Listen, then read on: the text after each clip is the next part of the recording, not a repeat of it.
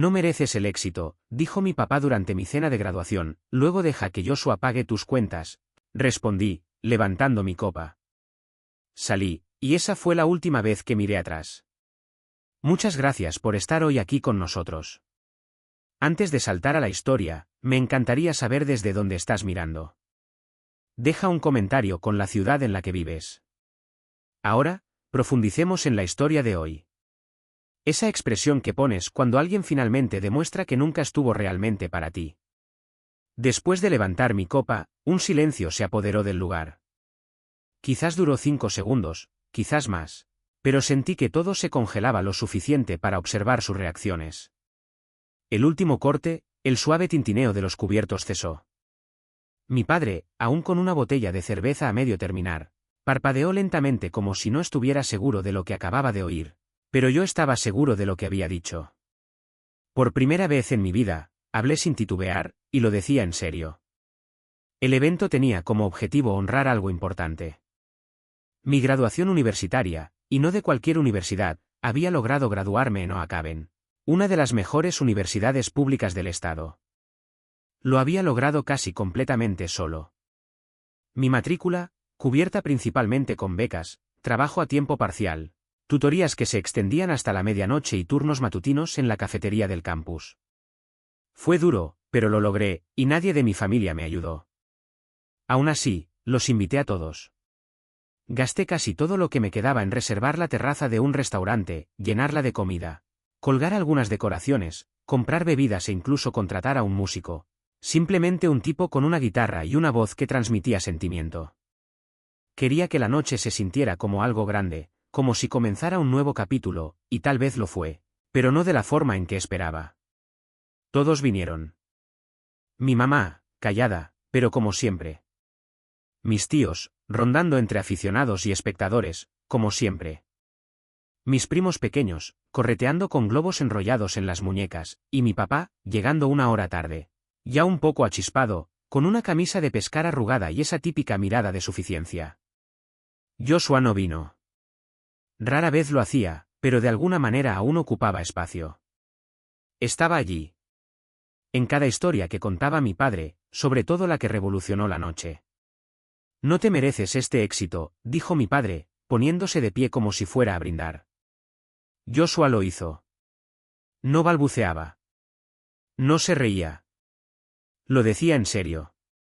Y esas palabras me impactaron como ladrillos, cargando con el peso de cada año anterior a esa noche. En ese momento, comprendí algo que debería haber sabido hacía mucho tiempo. Había pasado toda mi vida esperando que este hombre dijera que estaba orgulloso de mí. Nunca lo haría. Así que levanté mi bebida, fingí que seguía celebrándolo y dije, genial, entonces él también puede empezar a pagar tus cuentas. No tuve que gritar. Todos oyeron. Todos entendieron. Algunos incluso sonrieron levemente. No porque fuera gracioso, sino porque reconocieron la verdad. Dejé mi vaso, miré a mi padre por última vez y salí. Sin explicaciones. Sin abrazos. Sin mirar atrás. No volví a casa después. No podía quedarme en mi apartamento vacío, viendo esa escena una y otra vez. Así que simplemente conduje. Sin tener ni idea de a dónde iba. Solo calles y silencio bajo las farolas. A medianoche, me encontré estacionado a las afueras del pueblo, en el mirador. El lugar donde los adolescentes solían escabullirse para sentir que el mundo era pequeño y podían respirar. Apagué el coche y dejé las ventanillas abiertas. El frío no me molestó. Me mantuvo con los pies en la tierra. Y lo único que oía en mi mente era esa frase, no te mereces este éxito. Joshua sí. Éxito. El título que obtuve tras 5 años agotadores. El trabajo que conseguí tras decenas de rechazos y entrevistas brutales. La deuda que evité omitiendo todas las salidas nocturnas y viviendo de fideos con descuento. ¿Qué había hecho Joshua para merecer ese éxito? Esa pregunta me había perseguido desde que tengo memoria. En aquel entonces, Joshua siempre era el primero en ser perdonado. El que tuvo infinitas oportunidades. El que fue elogiado solo por presentarse. Dejó la universidad comunitaria después de un semestre y por alguna razón, Mi papá todavía lo llamaba el inteligente. Conseguí mi primer trabajo a los 16 para poder comprarme mi propia ropa para la escuela. A Joshua casi lo despiden de GameStop 3 veces y aún así le decían lo orgullosos que estaban de él por su esfuerzo. Nunca tuve pruebas reales de la diferencia en el trato que recibíamos, hasta mi tercer año de universidad. Regresé a casa un fin de semana y vi un papel en la encimera de la cocina. Era un extracto de la matrícula. Aparecía el nombre de Joshua, con la inscripción pagada en su totalidad. Ese fue el primer momento en que tuve la confirmación. No solo una corazonada de que la situación era tan injusta como siempre había sospechado. Mantuve la boca cerrada. No quería convertirlo en un conflicto. Me dije a mí mismo que quizá no podían apoyarme porque andaban escasos de dinero. Quizá hacían todo lo posible. Quizá asumían que no necesitaba ayuda. Pero horas antes, de pie en la terraza de ese restaurante, oyendo a mi padre presumir del hijo que ni siquiera se molestó en venir, mientras ignoraba por completo todo lo que yo había trabajado para conseguir, y que aplastó cada uno de esos, tal vez. Fue entonces cuando empecé a desentrañar el pasado. Revisé documentos viejos, reviví recuerdos que había reprimido y empecé a notar el patrón. A quienes protegían y a quienes dejaban constantemente que resolvieran las cosas solos. Nunca se trató de límites financieros. Nunca se trató de quien lograba más. Se trataba de fe. Y la dolorosa verdad era que mis padres, sobre todo mi padre, nunca creyeron en mí. Mientras estaba allí, contemplando la ciudad en silencio, me susurré a mí mismo, se acabó. No me refería a la discusión de esa noche. Me refería a la sonrisa falsa, a la súplica interna, al esfuerzo incesante por demostrar mi valía. Estaba harta de acercarme a quienes nunca me correspondían. Lo bueno de crecer invisible es que te vuelves muy hábil para escabullirte sin causar un escándalo, incluso cargando con el peso de los demás. Pero algo cambió dentro de mí esa noche en la colina. Por primera vez, no quería quedarme atrás. No quería simplemente irme de la celebración. No solo quería separarme de la voz de mi padre. Quería distanciarme de toda la situación, de todos ellos, de la gente a la que había llamado mi familia durante años. Durante mucho tiempo, creí que si me esforzaba lo suficiente, mantenía buenas calificaciones, conseguía el trabajo adecuado. Con el tiempo me reconocerían, algo finalmente haría clic. Levantarían la vista y me verían. Pero ese momento nunca llegó. Y no es que fueran malvados ni caricaturescamente crueles. Eso habría facilitado la salida. No, fue sutil. Simplemente no importaba. A menos que necesitaran algo. Mi papá necesitaba ayuda para declarar impuestos. Yo era el confiable. Mamá tenía problemas con su laptop. Me llamaron. Joshua volvió a destrozar su coche. Se esperaba que lo llevara a entrevistas a las que no se presentaba. No es que me guardaran rencor. El resentimiento llama la atención. Simplemente no les importó. Esa constatación me quedó grabada durante varios días después de la reunión. No contesté ninguna llamada. No contesté ningún mensaje de voz. Mi tía me envió un mensaje por Facebook diciendo que papá no se portaba bien esa noche. Y que no quiso decir lo que dijo. Mamá me dejó un mensaje de voz rogándome que no dejara que un momento lo arruinara todo. Pero no fue un momento.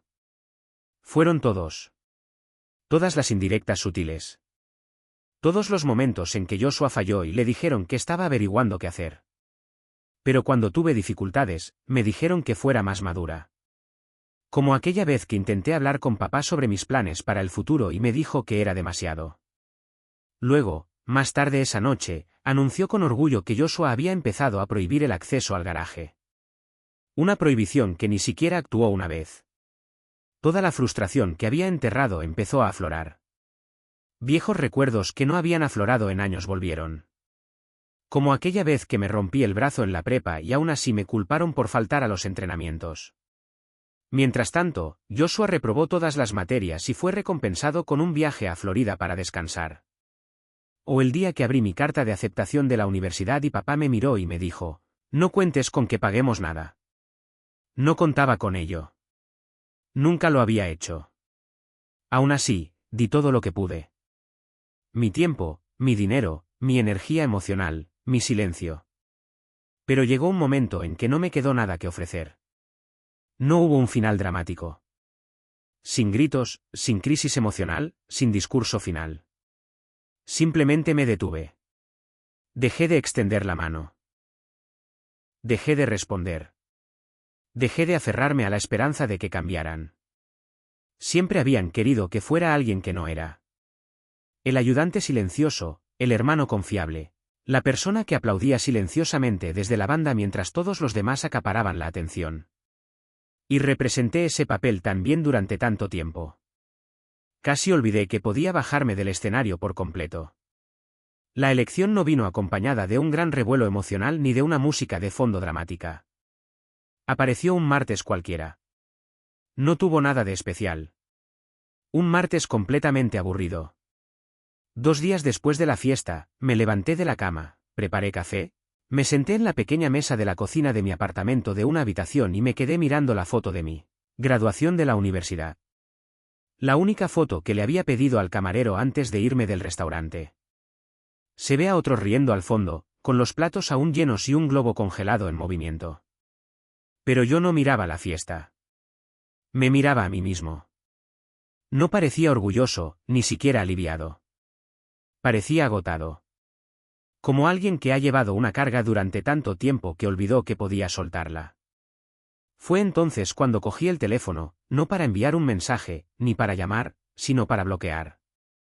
Primero a mi papá, luego a mi mamá, luego a Joshua, luego al grupo de chat que solo recordaba mi existencia cuando alguien necesitaba que lo llevara no tenía. Formularios que no sabía cómo rellenar. Uno a uno, los fui ignorando, sin salidas dramáticas, sin publicaciones vagas en línea, sin despedidas. Simplemente bajé el volumen. Luego empecé a guardar cosas. Me había quedado en ese apartamento por rutina. Estaba lo suficientemente cerca como para estar allí si necesitaban algo, pero lo suficientemente lejos como para sentir que tenía límites. Pero nunca lo sentí realmente como mío. Era un espacio de contención, un punto intermedio entre intentarlo y rendirse. Y estaba harto de esperar.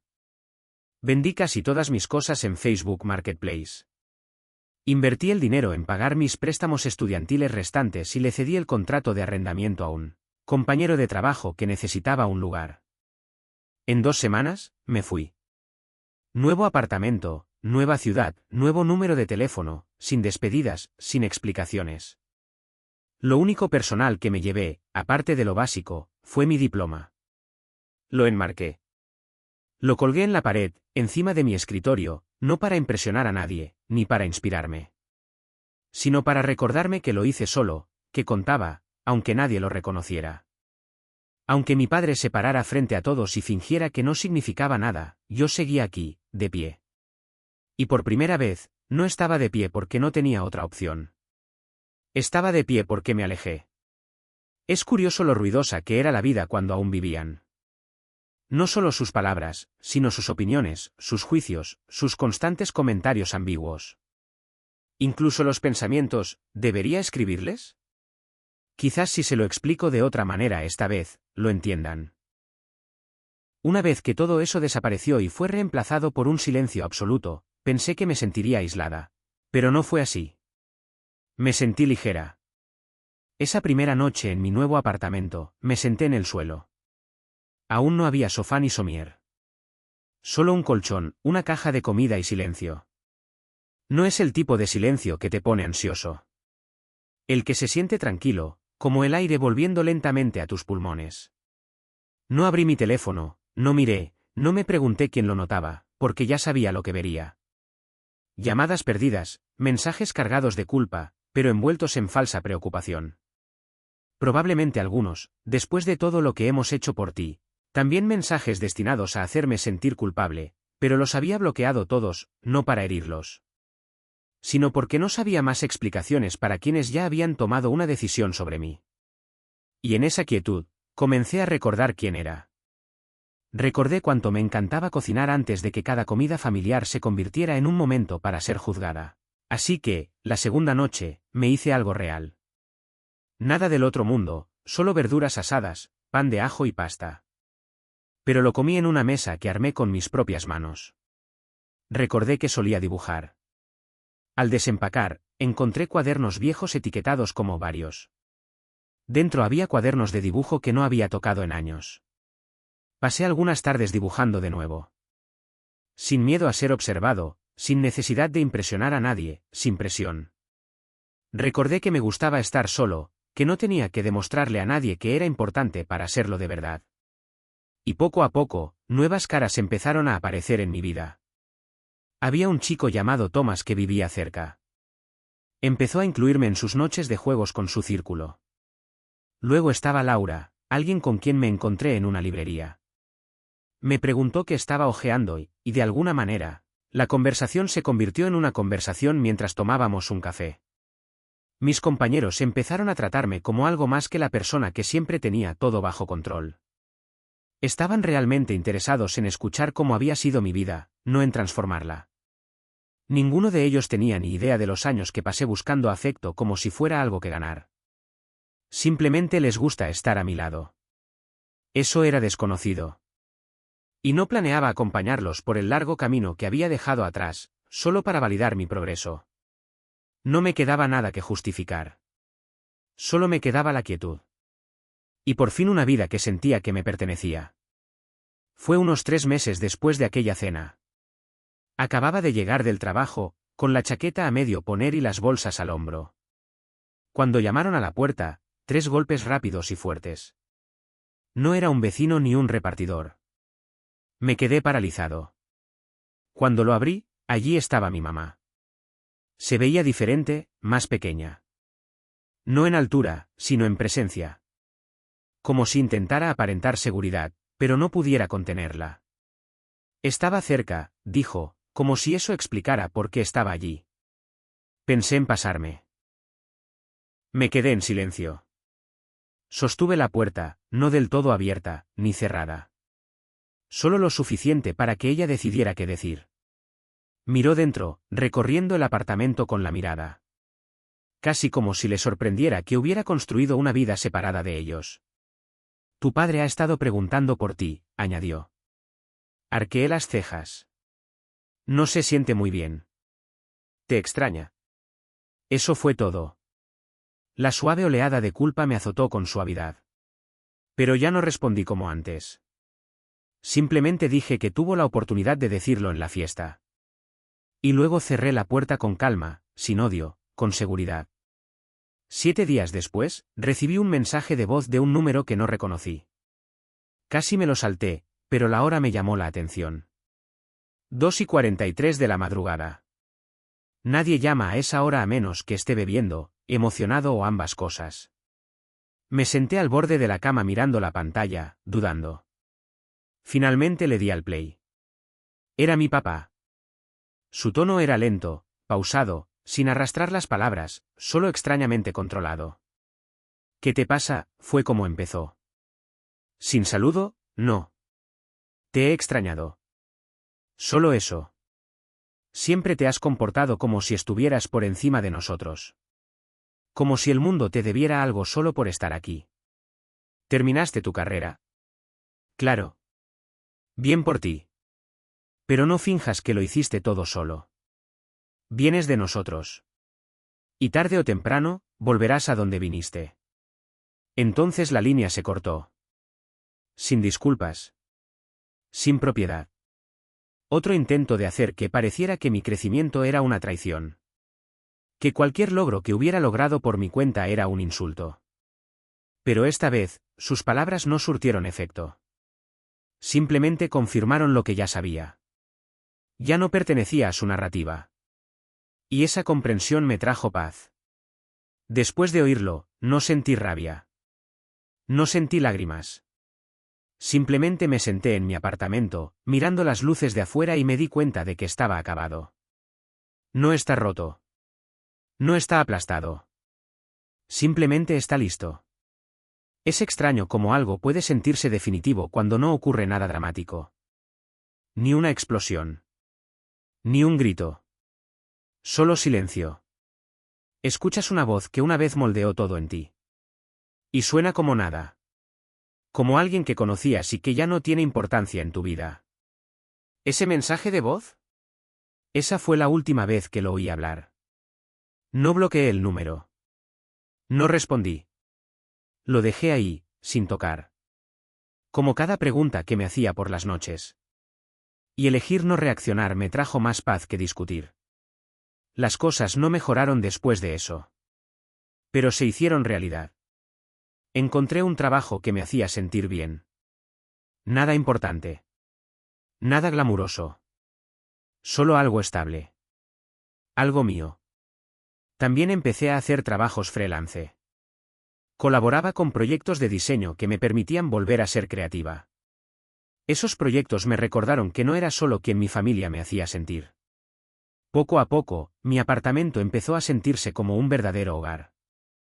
Estanterías llenas de libros que había leído una y otra vez. Una mesa de comedor de segunda mano con sillas diferentes que no combinaban, pero que, por alguna razón, encajaban a la perfección.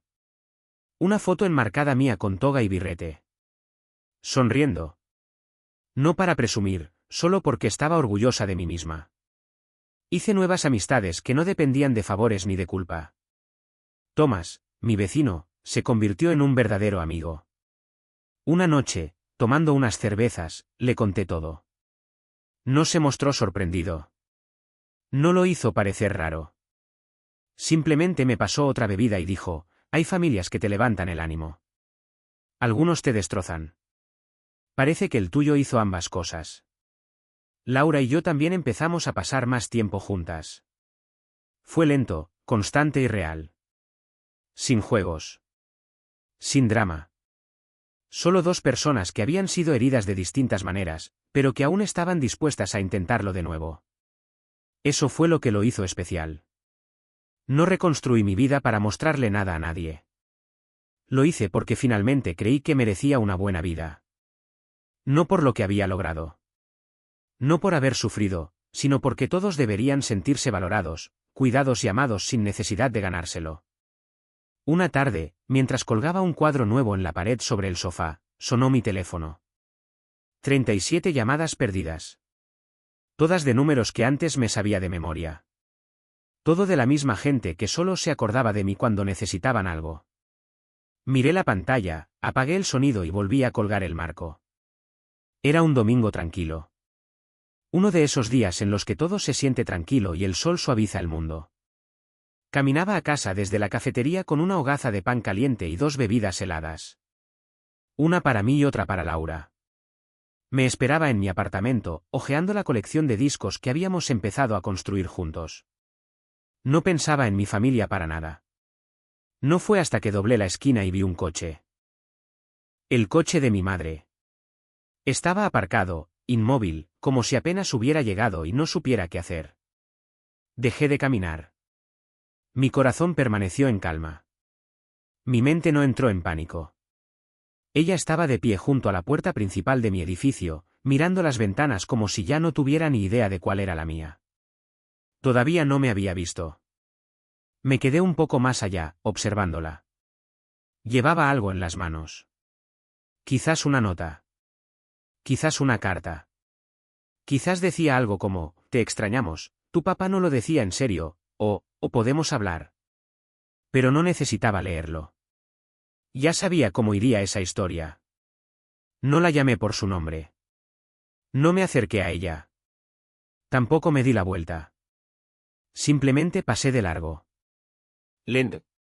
¿Tranquilo? Levantó la vista mientras cruzaba la calle. Nos miramos a los ojos un momento. Abrió la boca para hablar. Pero no le dije nada. Ni un saludo. Ni una sonrisa. Ni siquiera una mirada. Solo silencio. No para lastimarla. Sino para proteger mi paz. Ya la había perdonado en silencio. Sin grandes palabras. Pero perdonar no significa dejar entrar a alguien. Sobre todo cuando nunca sabían cómo tocar primero. Subí a mi apartamento. Laura estaba allí. Descalza. Con el pelo recogido. Reproduciendo un disco viejo. Parecía sacado de una película tranquila. Sonrió al verme. Le di la bebida y la besé en la mejilla. Como si nada hubiera pasado. Porque para mí, nada había pasado. Ya no. El pasado se quedó afuera, en la acera. Pero yo ya estaba en casa. Mi diploma cuelga sobre mi escritorio. Marco negro sencillo. Sin luces. Sin pantalla especial. Solo una prueba silenciosa de lo que cree. Cuando nadie me animaba. A veces, por la noche, me siento debajo con una taza de café caliente. La ventana abierta. Música suave. Es mi parte favorita del día. El silencio. La paz. El recordatorio de en quién me he convertido. Mi teléfono está a mi lado. Todavía lleno de llamadas perdidas. Algunas de mi mamá. Algunos de parientes lejanos que nunca se registraban a menos que hubiera algún problema.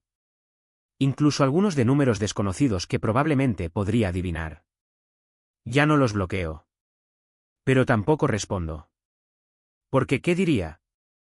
¿Que ya estoy bien? ¿Que soy feliz? ¿Que encontré el amor? Amigos de verdad y paz. No por ellos. Sino a pesar de todo lo que hicieron. No les debo esa historia. Lo viví. Eso es suficiente.